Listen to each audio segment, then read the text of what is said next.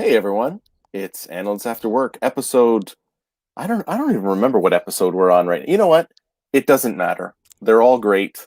And with me, for now at least, Hans Ekman. Hans, Good what's to going see on, you, my man? Mr. Vince. Always an honor to join you. And I don't mean for now like you're checking out. You're here, but we have another guest who hasn't shown up yet. So hey, the show starts at 8.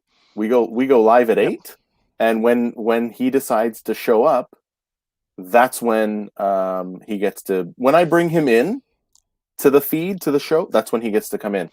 So Absolutely. He only gets to enjoy part of episode 19 in the coveted and the yeah, long waiting line to get into Analysts After Work. yeah, long, yes, yes, and this is the last episode before the big blowout episode. Which, if you want to know details on that, you're gonna have to wait until the end because I'm not gonna give you that information now. So yeah.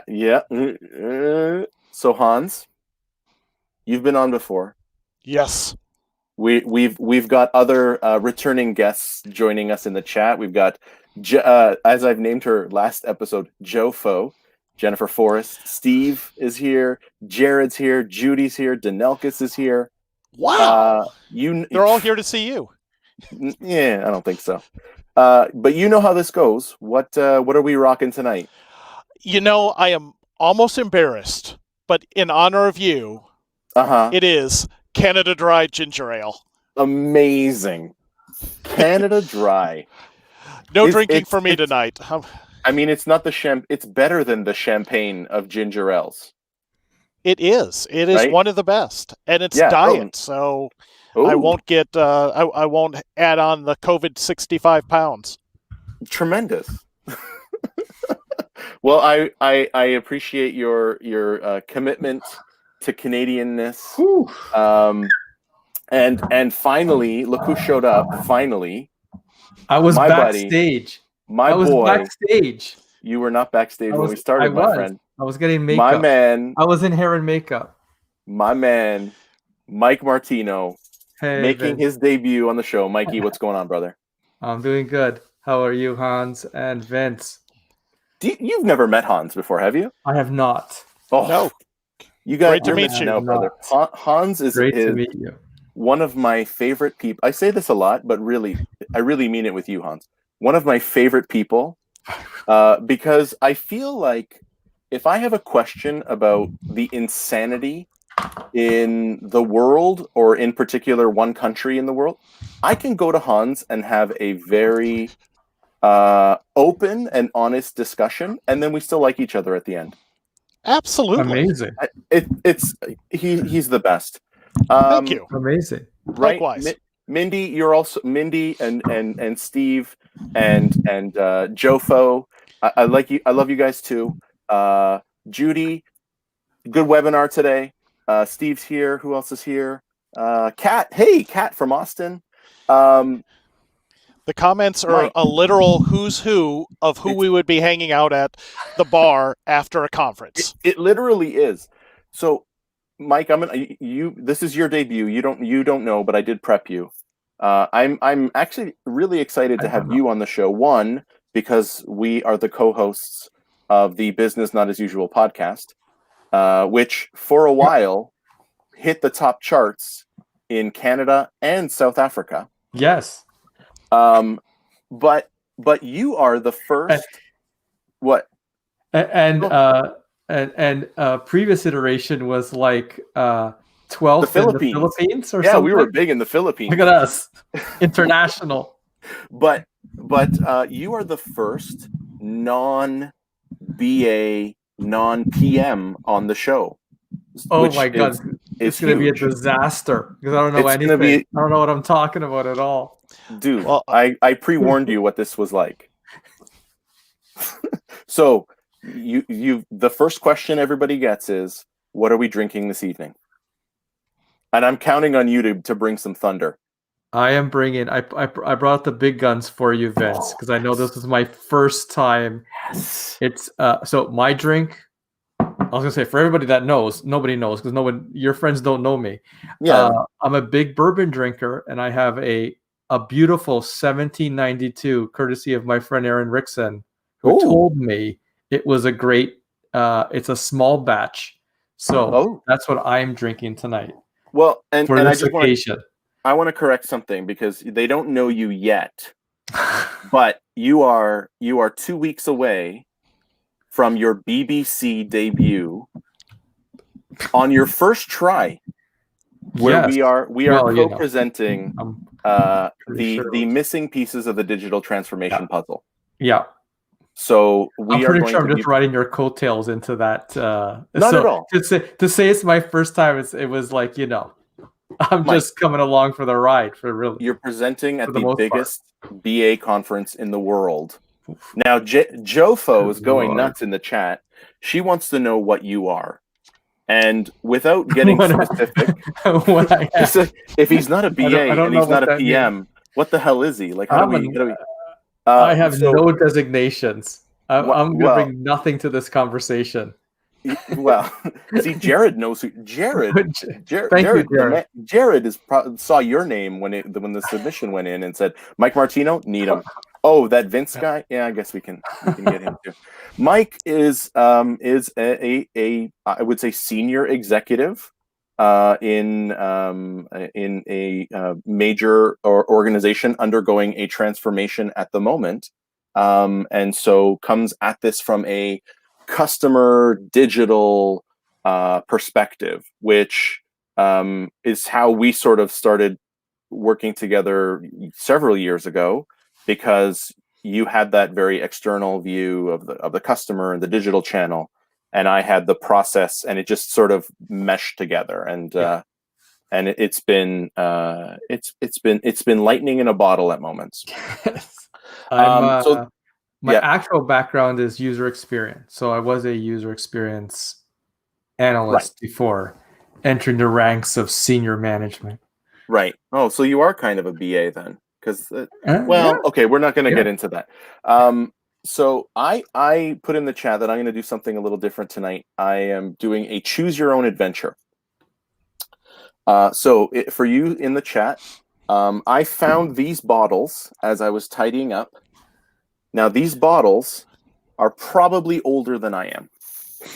These are the little bottles. They're ready to go. They're ready to be had. These are the little bottles that they used to give you on the airplane. Oh, in what, 72?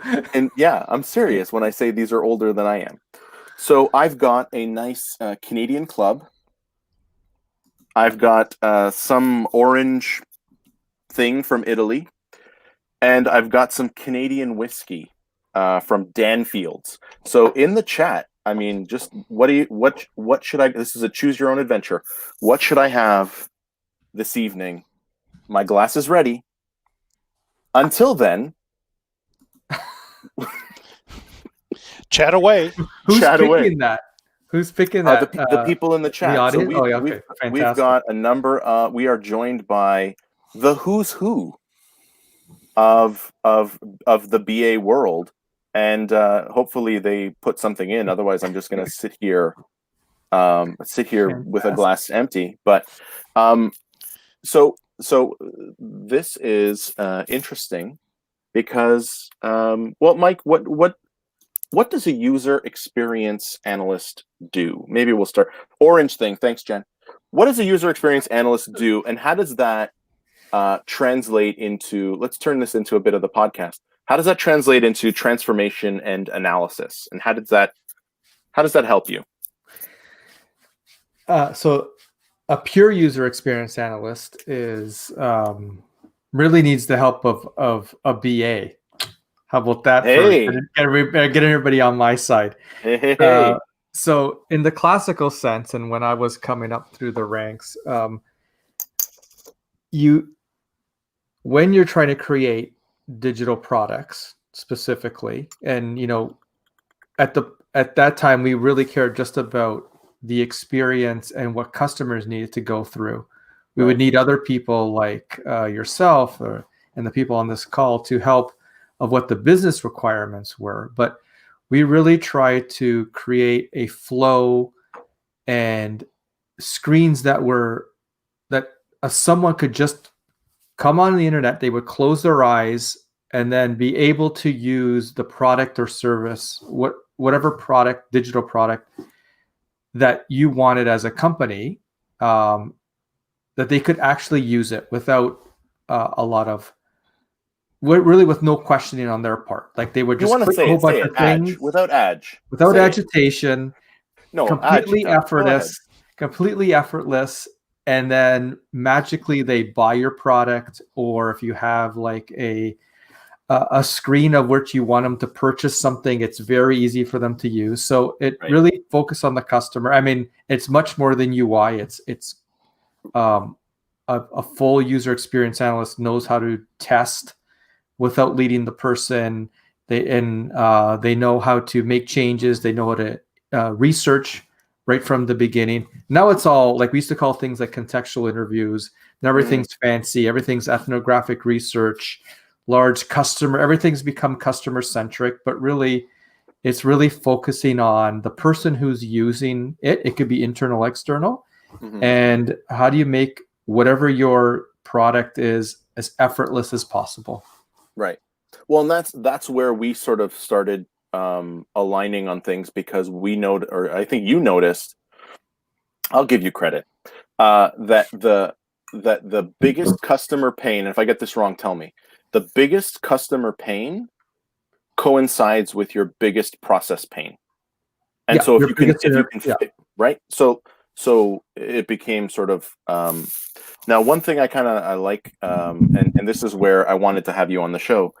You don't understand the work of the BA, but you get it. No. You appreciate it, and you enable it, and that's it. Outside of the podcast, I appreciate you.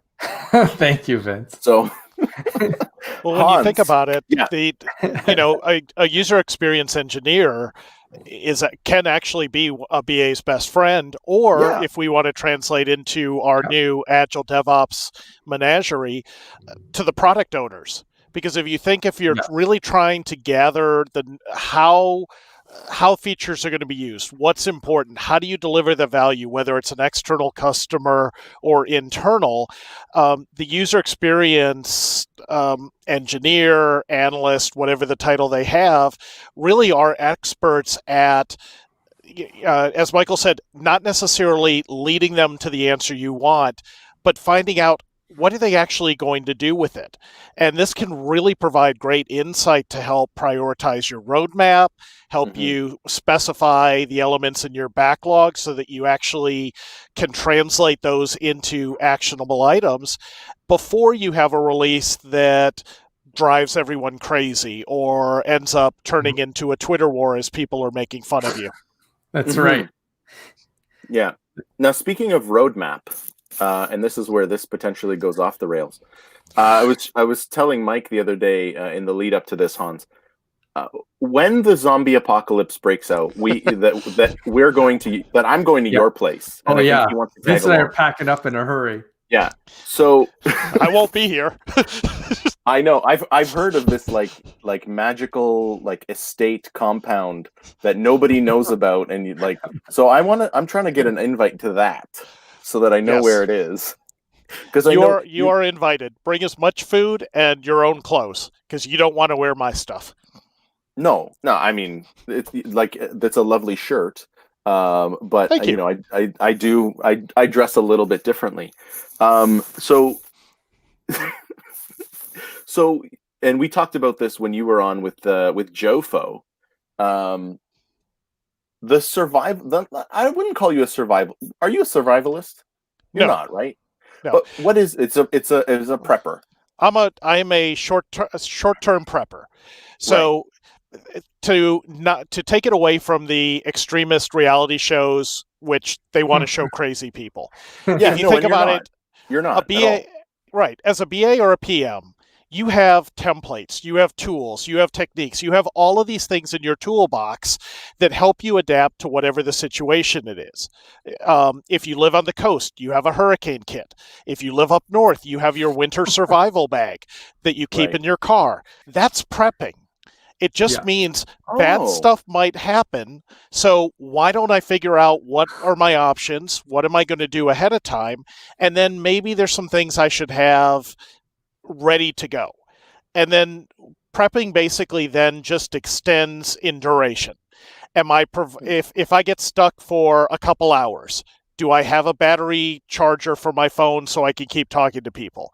If it's going to be a couple days, do I have food and water in my car or at my house? If the grocery stores are closed because of a disruption, could I last a couple weeks without having to go out?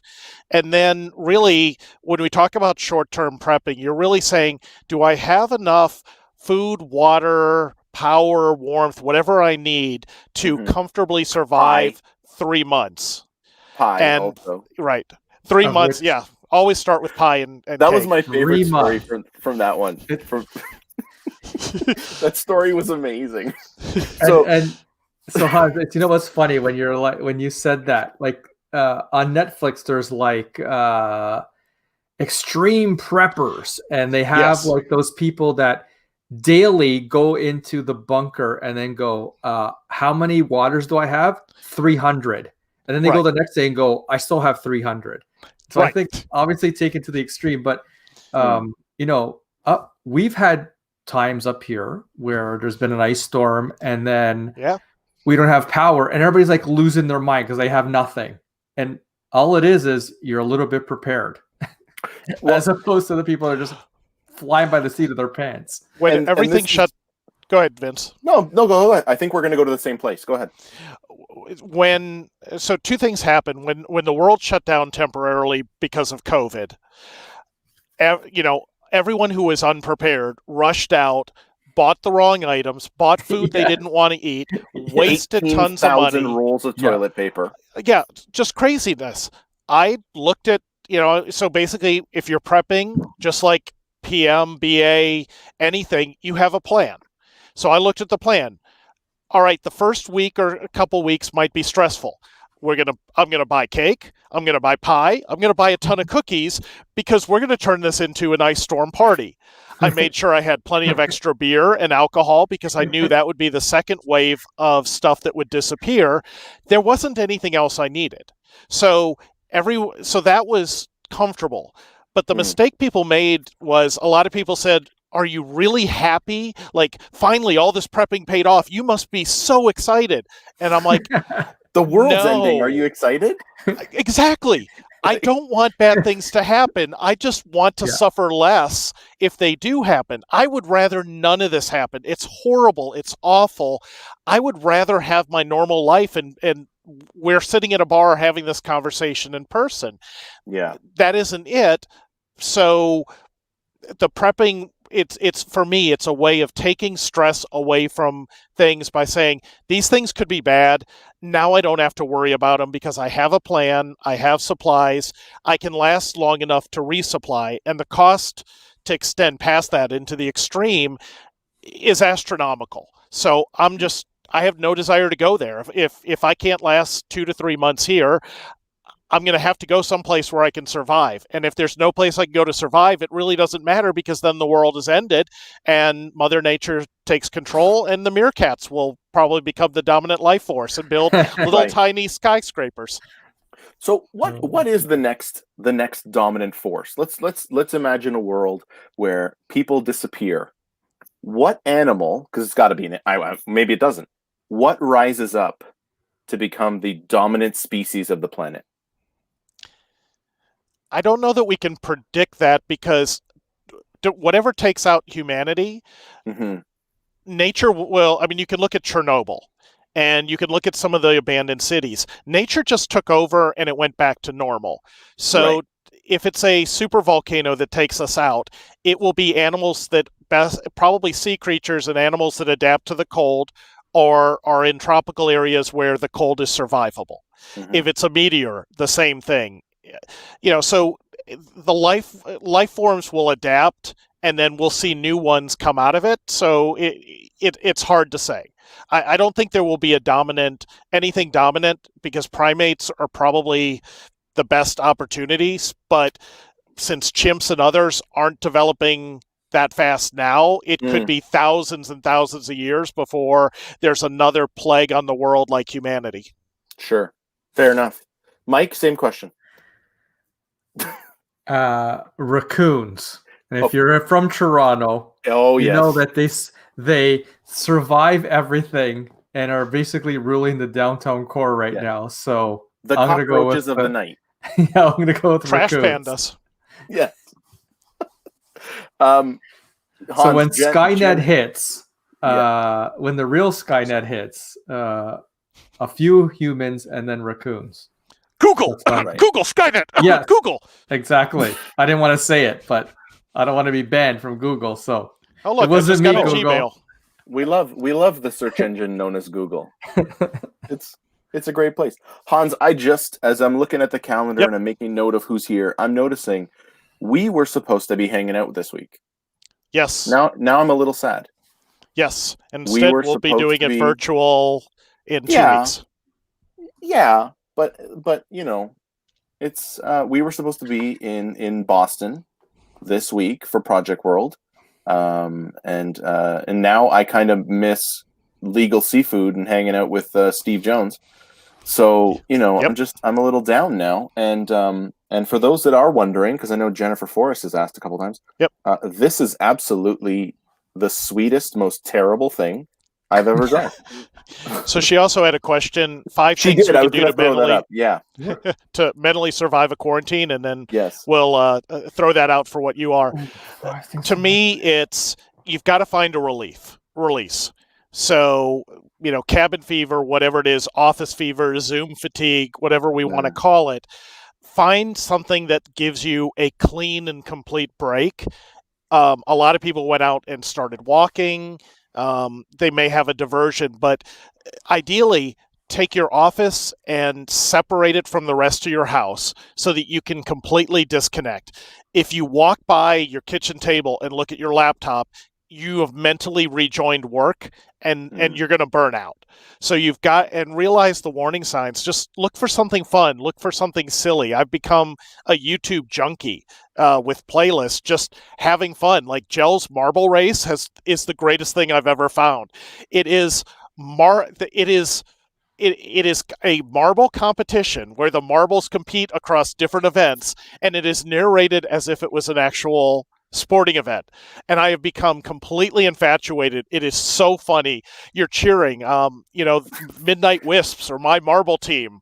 Is this like that old really bad show MXC where they bought footage from a Japanese game show? Oh, and they just dubbed it over. And they dubbed over it, yes. And they dubbed over it, and it was like the most ridiculous show, and yet. You're like, you always cheer when the guy goes down because sucker. Marble racing, not what I would have expected from you, my man. Yep, I will share the link. You can YouTube. It's Jell, Jelle, Jel's Marble Race.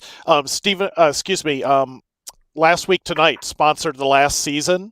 Oh, amazing. And the winning team, they donated $5,000 or $10,000 to a local food bank for the city where the marbles are allegedly from. And it's really funny. Like, they had a high jump, and they have a water relay and a relay race. It's just silly fun, and it also makes fun of how commentators get into sports and try and predict stuff.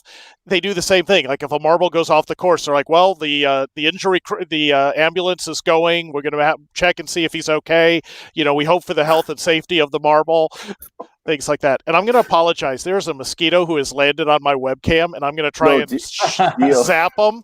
So this is prepping. God, this is amazing. Got him. He bit me 4 times yesterday. He needed to die. Sorry. Bastard. And it seems that Mindy is a fan of Team Wisps. So they're gorgeous. Go Team Wisps. Yeah, they finished 4th in the season. They could have won. Oh. They were ahead in the last race, fell behind, and blew it. Just like a project. Fight to the end. Yes. I did not expect this to go to marble racing, but now I can't think of anything else. This is amazing. Jared is suggesting that he take up snowshoeing. Not a great. Now Jared is based out of Calgary. A lot of snow out there. He probably could, but I mean, there's got to be something better to do. And then he adds, at least it didn't land on on his head. Yes. Were you watching yesterday, Hans? No, I okay. was not. Sorry. All right, it's okay. The political the political fly junkie, yes. The fly, yeah. The political junkie in me wants to talk about it so much, and yet would like to continue to be able to travel to your lovely country. So my favorite meme from that was a picture of Ruth Bader Ginsburg saying, "I sent the fly." Yeah, that was a good one. That's good. Wait. So how are you all coping, both for the COVID confinement or in winter? What's your escape valve? So my escape valve is martial arts. So so behind me, I have 2 children in a class right now. They're in a Zoom class taking martial arts class, and we get to once in a while go out there. So any type of physical activity helps. Because I don't know if you've noticed, and I've talked to a lot of people, that work has moved to just being Zoom meetings or Teams or whatever video conference of your choice. It's just so. I know Vince has tried to get some time with me in a day. Mm-hmm. My schedule is like nonstop, just meetings, and I don't mean my nonstop work. It's mine. For some reason, we need to talk more than ever, which is funny. So to me, we're not in the office where we were together and not talking, but now that we're apart, we have to talk all the time. So the first one is actually physical activity, and if you can steal time in a day, even doing a half hour is a good thing.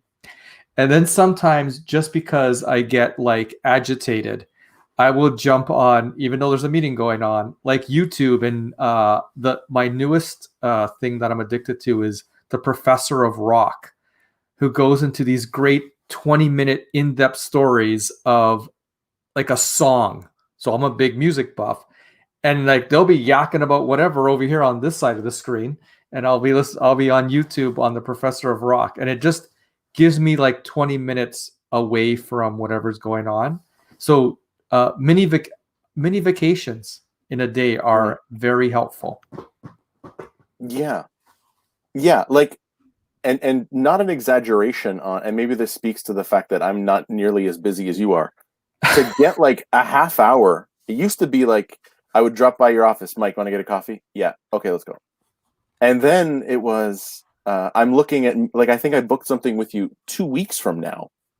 A half hour at 4:00 or some nonsense. And it's not because I'm super important. It's just you're not.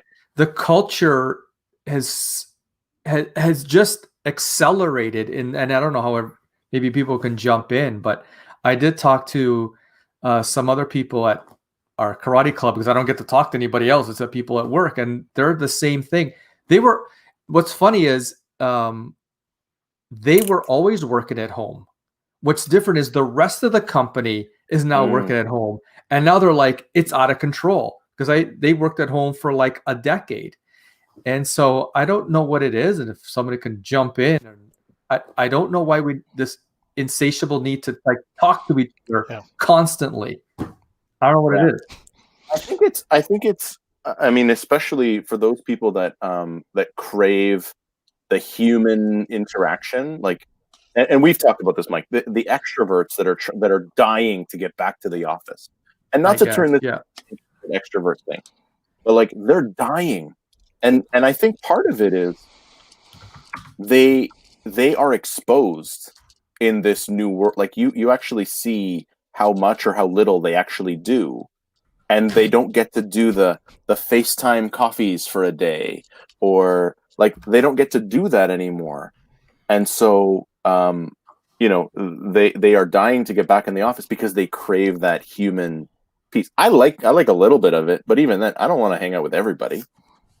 I want to hang out with the people I want to hang out with, even at work, and then just go do what I need to do. But the idea of like making meetings like crazy, where I was triple booked today. Like, why? It makes no sense. Yeah.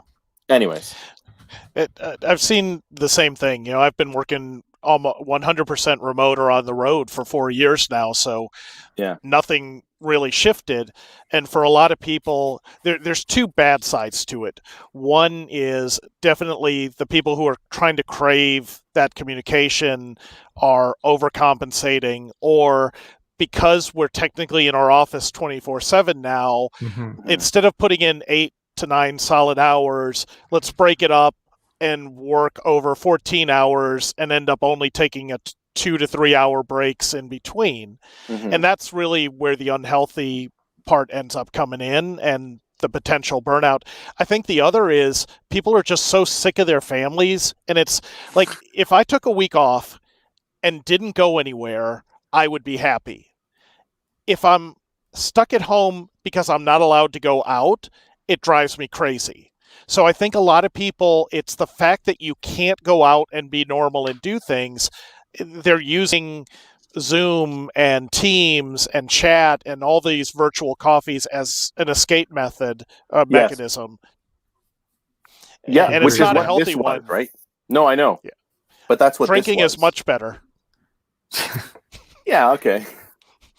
But yeah, that's what this was, and Jen pointed it out, like, and it's not to say this is the only thing that I've been doing, but like, this is one way that I get to still hang out with the people that we would hang out with anyway if we were at a conference, and just like chat. Like, that's what the point of this was. So, So I don't do martial arts. I don't do, Mike could kick my ass, except when it comes to business process improvement. So I have a question for people that actually have to do work, unlike me who just talks all day. So people that actually have to do work and sit and think and analyze and like go through things and actually create workflows. If you're always in, like, how is that?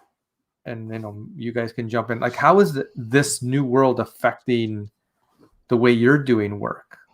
Besides making it longer, is it just more frustrating? Is it for the companies I've been supporting? Because so I work for Infotech Research Group, so we do IT research and advisory. So we actually coach and help companies through better practices, transformations, things like that. And one of the things I've noticed is it's fixing a lot of dysfunctional Agile and other practices, because teams can't just go up over their cubicle and shout out something that people are supposed to remember.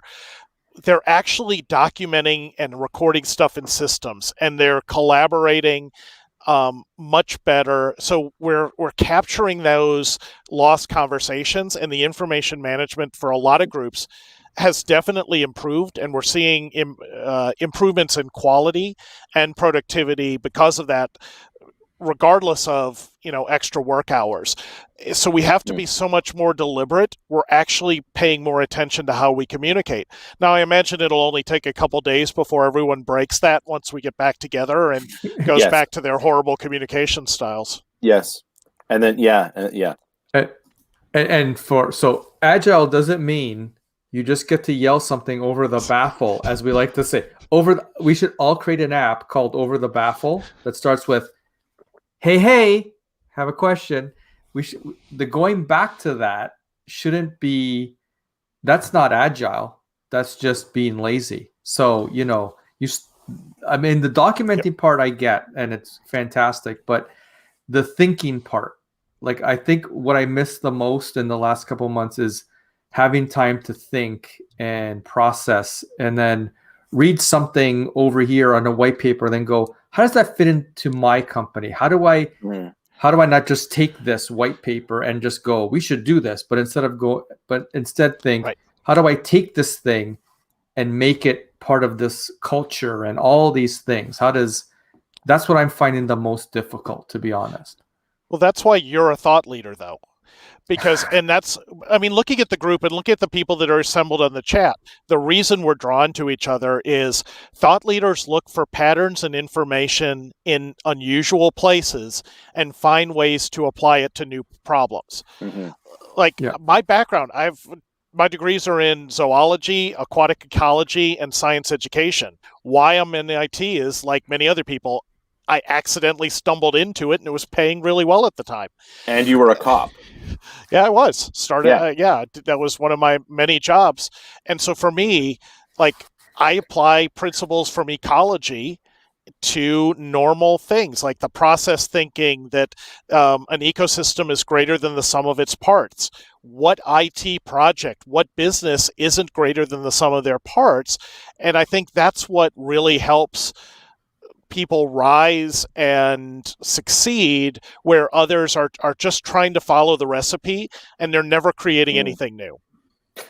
And that's interesting, because I've been doing a lot of speaking in the last year on enterprise strategic business analysis. And I draw the parallel back to my training in political science.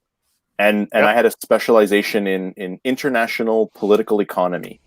Riveting stuff. So I understand how tariffs work. Where did you wait tables? Tariffs. I understand how tariffs work. If anyone south of the border needs a hand with that, but we know about tariffs up here. but being able to see the global picture strategically, and then applying that to the BA space,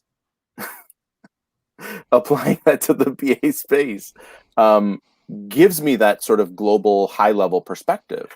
And so I wouldn't have been able to do that if not for a background in something completely unrelated to what I'm doing now.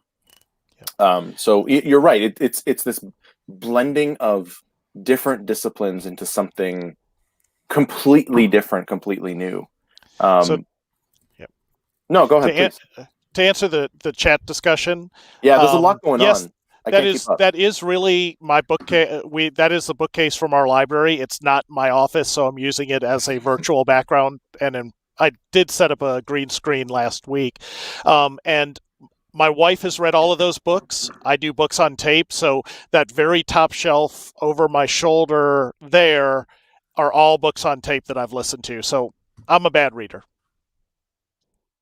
It's okay. You learn other ways. We're reading is but one way to knowledge. Yeah. And yes, Sabi, it is super sexy. Well done. To talk about free trade zones and anyways. But yeah, and I guess that's where, Mike, having that, and I learned that, and I know your background is also in political science. Revolutions. Same school. You just went there much earlier than I did. Yes, I did. Much earlier. Much earlier. But Mindy is drinking Blade and Bow. Mike, wow. That's a good one. That is well done, Mindy. Well, yes, a fellow bourbon drinker. Yes. Cheers. But I don't know what I was going to say now. Thank you, Mindy. Political science, the fact that Mike is far older than you are. Yes. You were making fun of ageism, discrimination against us. Far older than I am. But understand, like the UX thing, that I didn't know that. Maybe I've heard it at some point, but I didn't know you were that deep into the UX. I just assumed you were the digital consigliere and you were just Mr. Digital. That was many careers ago. Yeah, that's cool. But like that then explains why you see the connection and the need for the BA work and why it can be so effective, because you actually have an appreciation for it and what it can do, and then you have your own spin. So you've been down in the dirt And yeah, now you're up in the clouds, but you still understand the work of the dirt. But also remember, a lot of things for people that listen to our podcast, what we talk about a lot the is business not as usual podcast. that one. I hear it's yes. good. Yes. And what we always talk about is, digital and this transformation all has nothing to do with technology. Right. And it all has to do with business. It all has to do with business and people. And so it is the people on this who are listening. You're the ones that are transforming the business. You're giving all that intelligence over to the UX team, the digital team, to actually turn that into something. How am I supposed to operate like this? Available on podcasts everywhere. Yes. You can download it to your phone while you're you working out at 4:30 in the share and morning like. with Judy. Yeah. Share and like. Share, like, and comment. What were you saying, Mike? Sorry, man. Yes. Transformation is all about business and really nothing to do with technology. And so these things always have to start, the core always starts with what problem are we solving and how do we move our business to what we want it to be in 2025. And then when you have all those things, the work for the digital team is easy. It's already worked out. They just get to they should be able to whip through things, to be honest. Mm-hmm.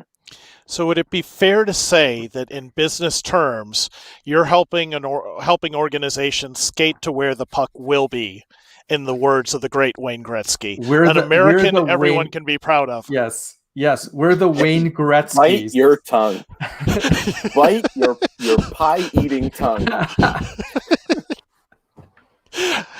I had to throw that in. I know. But that really, if we think about it, how many people actually think about organizational transformation and roadmaps and strategy as trying to figure out where the puck's going to be so that you're there when you need to be? And in essence, that's what we're trying to teach product owners. That's what we're trying to teach innovation. That's what we're trying to teach leadership, to form their strategy, to see where the puck is going, be there to meet it, and know what you're going to do with it once you get there. Right.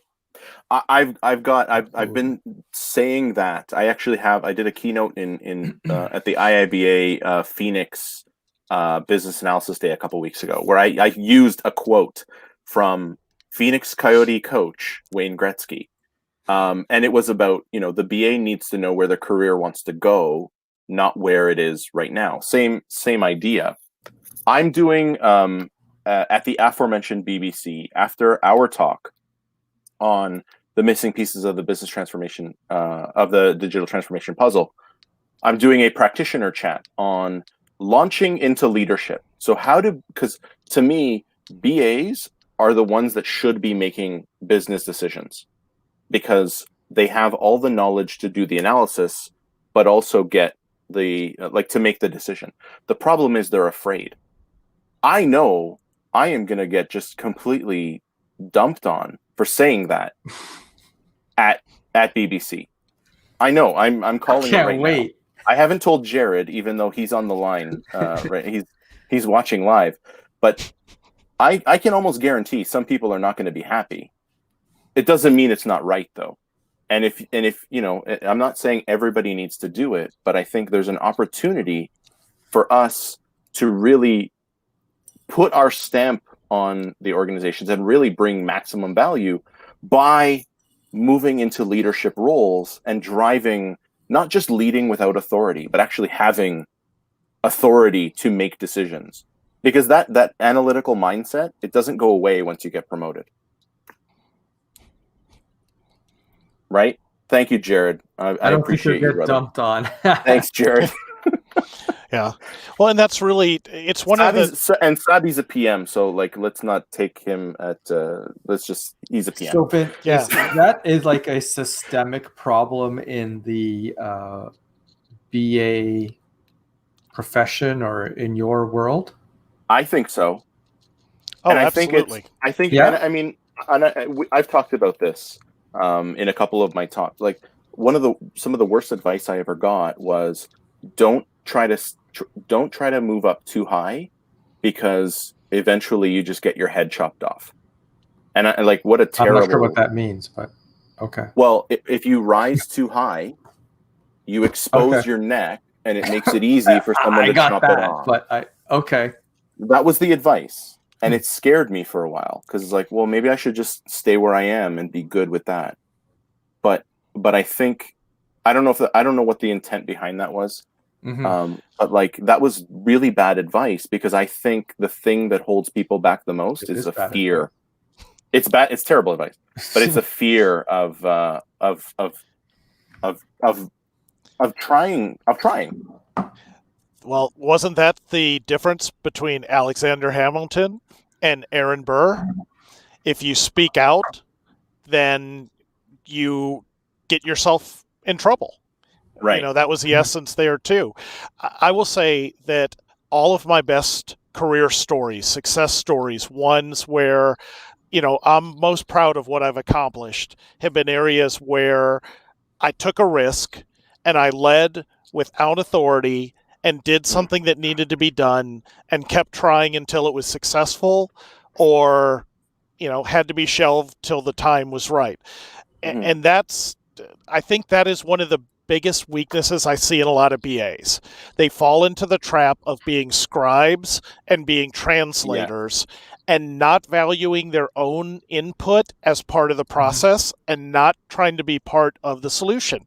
And that, you know, that's systemic in most of our corporations, but it's something we have to overcome. This is the people closest to the problems are often the best ones to solve it, but we have to have good leadership to make sure we're pointed in the right direction and know what it is we're trying to accomplish, so that we can solve the problems and keep us pointed the direction the ship is going, or we want it to. Right. I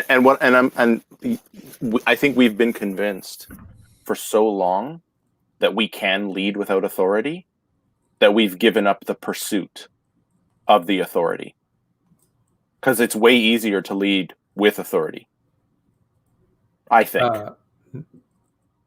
No. Okay. But I don't think that that lead without authority, I think, goes back to what Hans just said about, you know, the stuff that he did about just moving forward and trying things is a way to, you know, get out there. But if you have a chance, when you've done all this great work, to move into a leadership position, to then change the culture of the company, because you're in the ranks, to start with your peers, start changing that and saying, this is the, you know, we should try and move towards this, and knowing, because you were in the dirt, what, for example, BAs bring to the table, and trying to promote that in the company. I think it's an opportunity lost. Yeah, like I agree.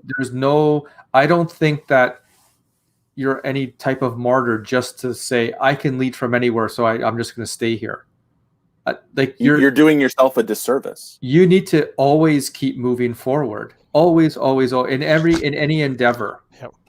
Martial arts, walking, like anything. You just can't say, I walk 1 kilometer, I'm going to walk 1 kilometer for the next 45 years. Right. Don't you want to walk 2 kilometers at some point? Right. And just like, and Sabi is throwing it back in my face, even though I was playing with him. Sabi is now a CIO. See? So like, it doesn't count if you're CIO of your own company and the only employee. I'm sorry, he's it doesn't CIO, count. No. He's a CIO at a university out on the West Coast. Congrats. Sabi, you're the best, buddy. So Barb Karkenard had a wonderful way of phrasing it. I saw it in a presentation probably even a decade ago, and that I've reused every day since. Do you really have 15 years of experience, or do you have 1 year of experience 15 times? If you're not growing, if you're not challenging, you have 1 year of experience. Amazing. 15 times. And that's I will never willingly partner with those people. So sorry, I'm sorry. Sabi, we aren't going to be able to work together. Bye, Obviously. Savi. No, I did a keynote a couple weeks ago where I said, like, if you're not embarrassed by who you were 5 years ago, you're not growing. You haven't done enough. You haven't done anything. Like, I Yeah. look and I use the story of like the first talk that I ever did, Project World, Toronto, 2015, and I look back at that talk and it's like, I cannot believe Amy picked this because it is terrible. But she did, and I'm thankful for that. But like, I am embarrassed by that talk now. I will never do it again because I'll have to rejig it, but I'm never doing that one again. Right? Like, and Hans, you see it were on YouTube. instrumental. Sorry? You can see it on YouTube though, if anybody wants to go look at it. I don't think you can. Just search Hans, epic fail. It wasn't bad. It just wasn't good. It just wasn't what I would do today. And even today, like, I'm not great, but I'm better than I was 5 years ago. Hans, I still remember, and Jamie and I still talk about the feedback that you gave after you saw my keynote in Vancouver, that we were just outside the room for an hour, and you were like, you should talk about this, and this story was great, and you should reorder things to tell it more chronologically. And it was incredible to get that feedback, and I think you really saw it from that second. It was only the second time I had done that in Vancouver, to the third time in Chicago, which to me felt like brought Chicago to its knees. Like, the BA community of Chicago, not Chicago, the whole city.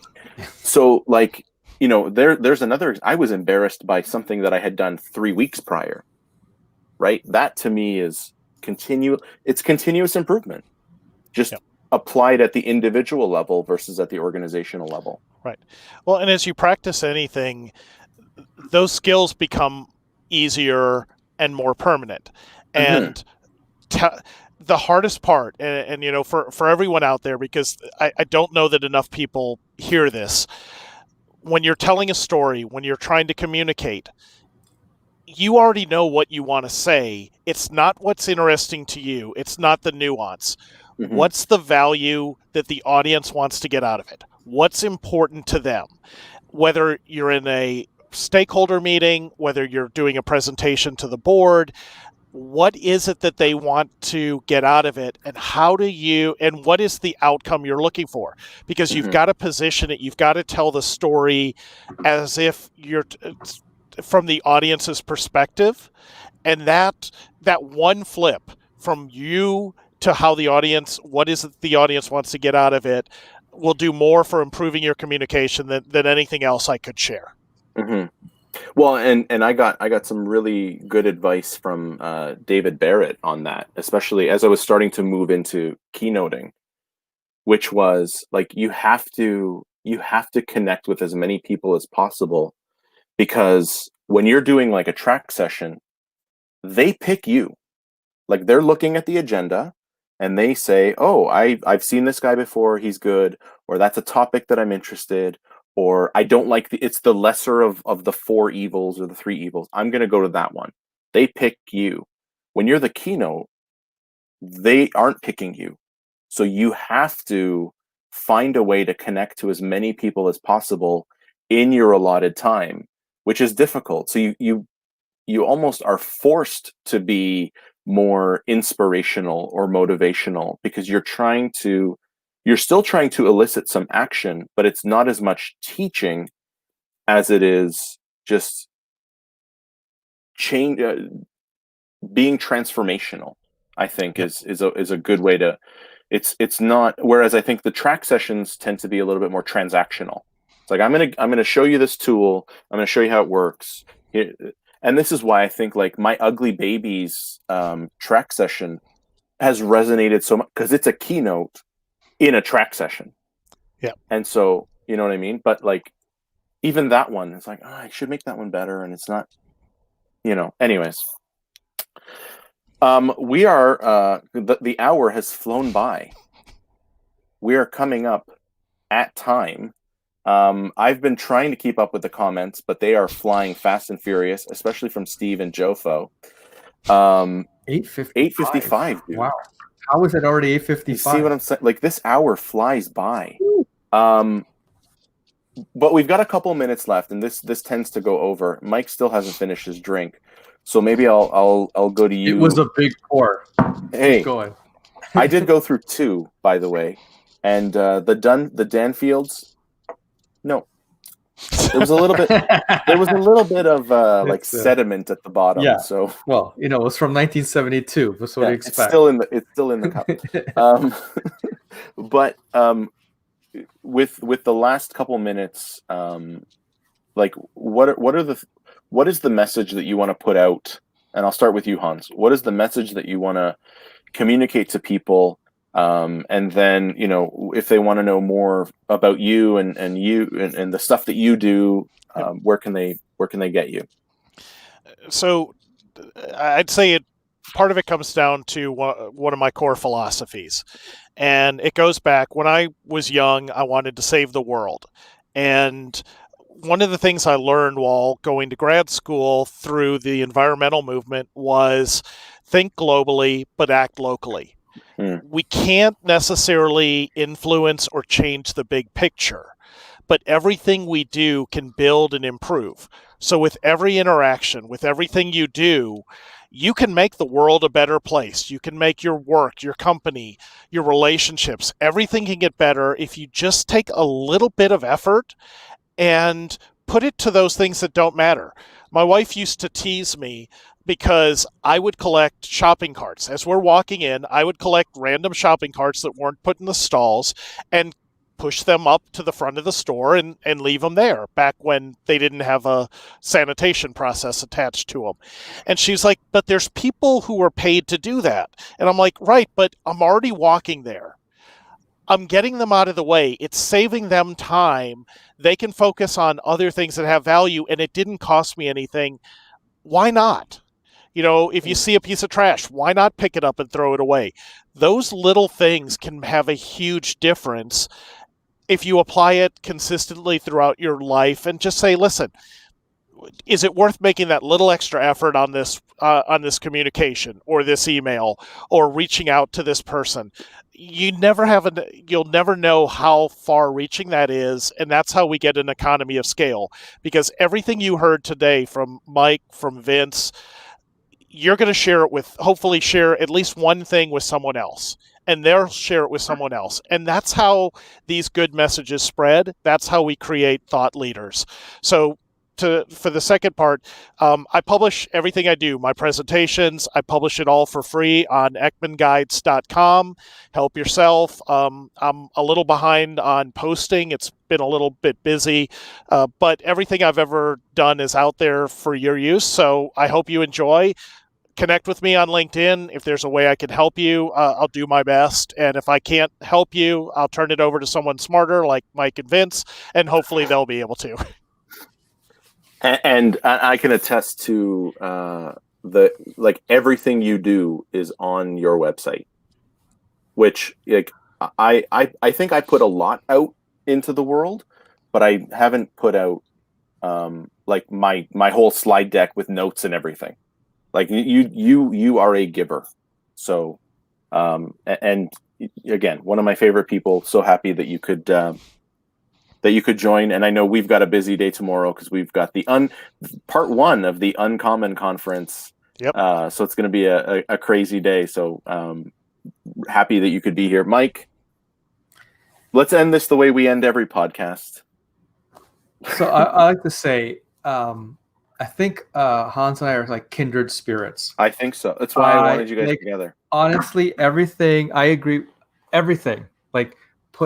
So first, I like to say, please think of the big picture. Think of yourself in the macro, because that avoids these unnecessary arguments or conversations that you have that you think are important in the moment. But if you're like, I want to be here, that conversation is not important, or fighting for that particular point is not important. So that's the first one. The second one is always try and make other people the star of the show. And if you try and help people and make them look good and give to them,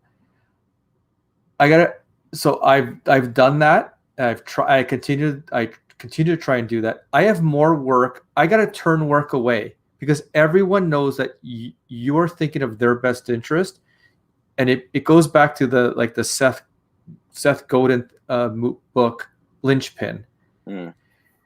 If you're a linchpin and everyone's like, that Hans is going to help me, he has to be on this project, he has to, and so out in your company when you're speaking, if everyone thinks that you're thinking of their best interest and you're trying to make them a star, you're going to just succeed. So that is something that I continue to impart on my teams.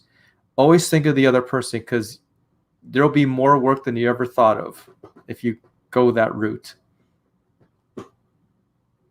And if you want to get more from Mike, you can visit michaelmartino.ca. Yes. See, I have Vince's best interest at heart, and he promotes me. I don't have to promote myself. Thanks, Vince. You're welcome, brother. Like I said, we're ending it like we end our podcast, the Business Not As Usual podcast, which everyone that's still around should absolutely go and listen and subscribe. It's been described by one person, the lovely Jennifer Bedell, as better than Oprah. So, so for everyone that stuck to the end and that joined us throughout today, Jofo, Steve, Jared, Danelkis, Kat from Austin, Kat. I got to get Kat on here at some point. Judy, Mindy, Emerson, Toby, Sabi, and if I missed you, I apologize. Those are just the names that I wrote down. But this has been the Analysts After Work, episode 18, and we will see you with a special edition, the secret big conference edition, on a special night, Wednesday, the 21st of October, where we are going to have a bevy of guests. It's going to be the largest stream we've ever had. I think we're going to have 10 people at a time, so it's going to be crazy. So join us for that one. There will be no show next week in preparation. So thanks, everyone, for sticking in. Thank you, Hans. Thank you, Mike. And we'll see you in the next episode. See ya. See you guys.